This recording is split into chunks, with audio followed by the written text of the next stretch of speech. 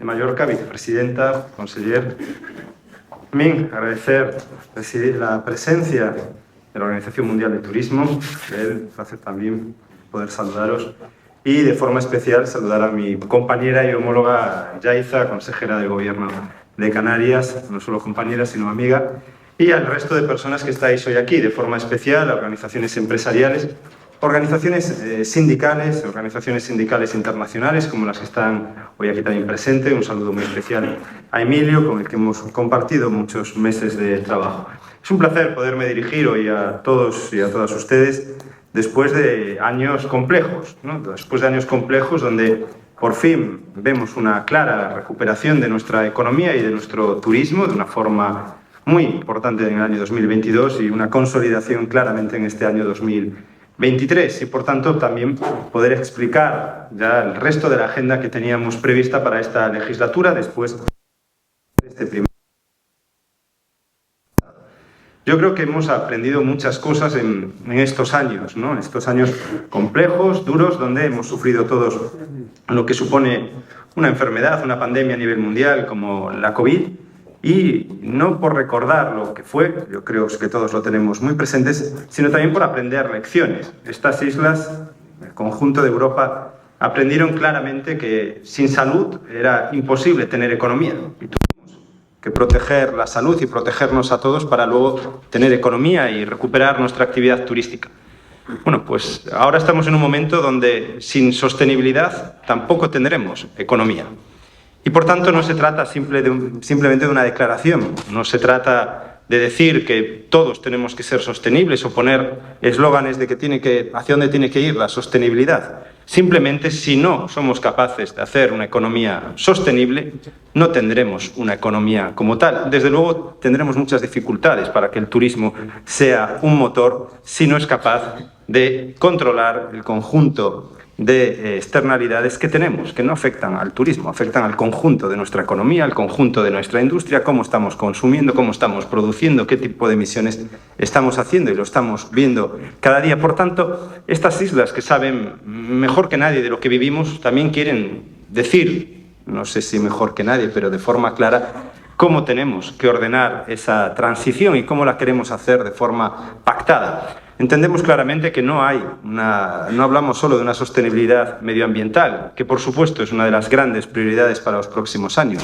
Hablamos de una sostenibilidad económica y hablamos de una sostenibilidad claramente social. Tenemos que, entre todos, ser capaces de vivir de forma digna de nuestras principales industrias. Esa es la hoja de ruta de este Gobierno, que, como digo, no simplemente lo dice, sino que lo comienza a hacer. Hace un año aprobamos una ley para la sostenibilidad y circularidad del turismo en nuestras islas. Es probablemente la primera ley a nivel europeo que habla de la circularidad como tal en todo un sector, que regula la circularidad en el conjunto de un sector. Y estamos orgullosos de haberlo hecho, pero sobre todo estamos orgullosos de haberlo pactado con nuestros agentes económicos y sociales, haberlo pactado con organizaciones empresariales y sindicales para fijar cuál tiene que ser la hoja de ruta para los próximos años en este archipiélago.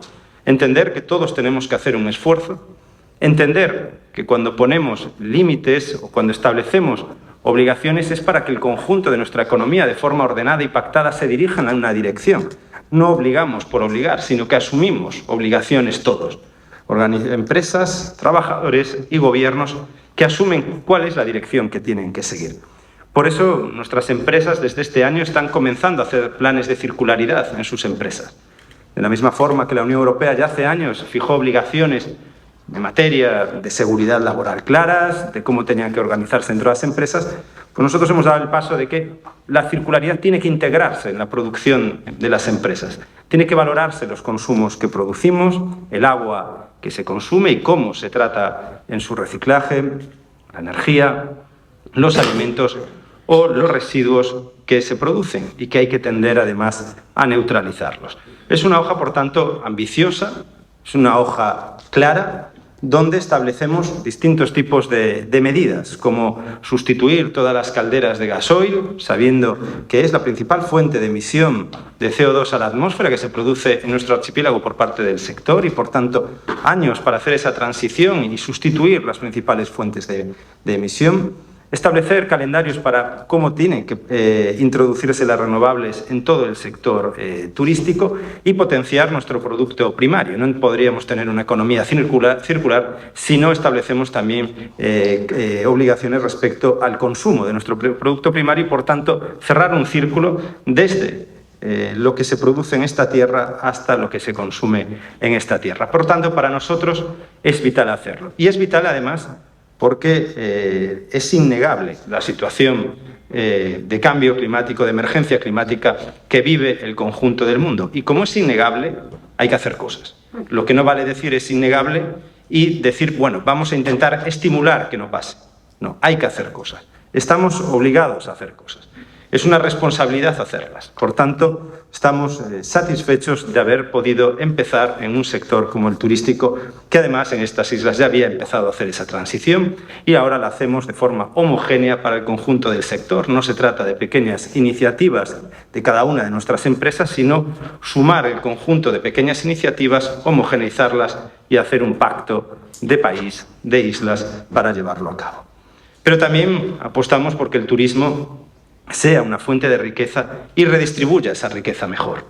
Por eso incorporamos también mecanismos de calidad de vida, sobre todo para las trabajadoras del sector, e introducimos medidas que creemos que son necesarias para garantizar esa mejor salud laboral de nuestros trabajadores y trabajadoras.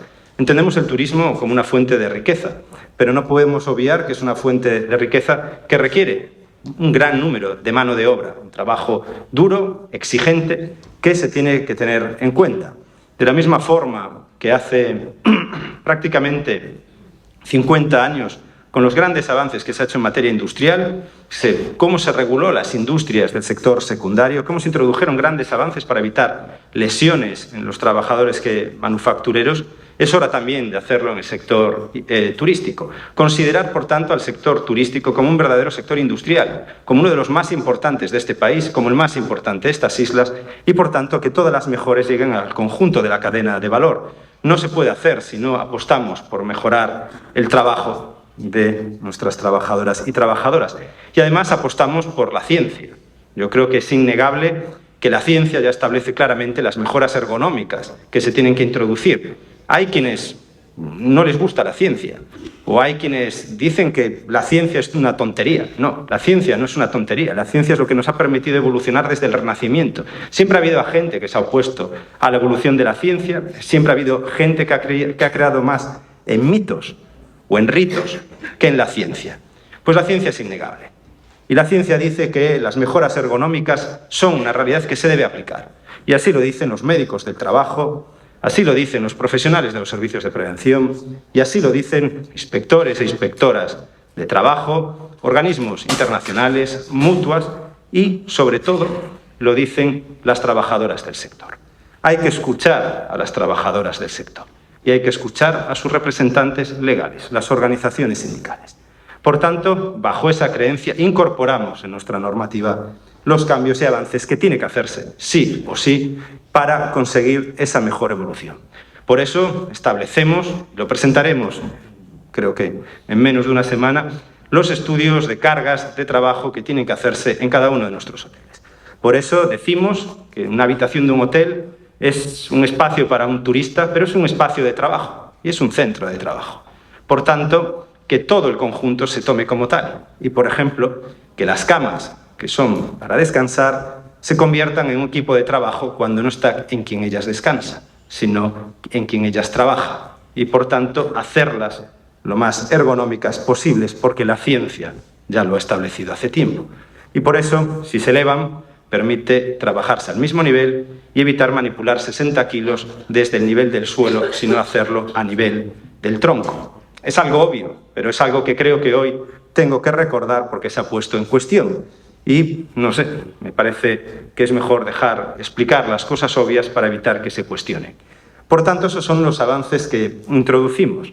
E introducimos de forma pactada. Me gustaría que se respetasen los acuerdos sindicales y empresariales. Entiendo que la concertación social no solo hay que decir que existe, sino que hay que respetarla porque está en nuestra Constitución española y creemos que es el mejor mecanismo de desarrollo de una sociedad. Pactar con empresarios y sindicatos es la mejor forma de que los avances sean fuertes y sean, sobre todo, acordados en el tiempo que se tienen que desarrollar de forma conjunta. Por eso, creo, además, y en un día como hoy, que estamos de enhorabuena porque en breve también entrará en vigor el nuevo convenio colectivo pactado por empresarios y trabajadores que permitirán que estas islas, entre este año y el año que viene y los 5 anteriores, por tanto en un periodo de 7 años, los salarios de nuestras trabajadoras y trabajadores hayan crecido un 25,5% en esta comunidad autónoma, siendo el mayor crecimiento de España, situando nuestro convenio como el mejor de España. Y eso es porque nuestras empresas han apostado por la calidad de su oferta, por poder tener una calidad de un servicio cada vez mejor, poder tener también unos precios exigentes, pero justos, que permitan redistribuir mejor la riqueza y que, por tanto, esos aumentos vayan sostenidos en el tiempo. Es, por tanto, un momento para nosotros apasionante, de orgullo de la recuperación hecha, de fijar una senda de trabajo para los próximos años, de fijar una hoja de ruta económica, medioambiental y social, y desear que sea para los próximos años y, sobre todo, que podamos ser un referente como lo hemos sido en los últimos 50. Fuimos líderes en turismo de sol y playa, lo seguimos siendo y lo seguiremos siendo porque estamos orgullosos, pero queremos ser líderes en turismo sostenible. Por tanto, muchísimas gracias y espero que estas magníficas jornadas, este magnífico congreso, siga teniendo el éxito que ha tenido ayer y el éxito que tuvo el año pasado. Muchísimas gracias a todos y a todas. Muchas gracias, muchísimas gracias. Thank you, Mr. Iago Negueruela. Nos ha quedado claro. Gracias por exponer esa...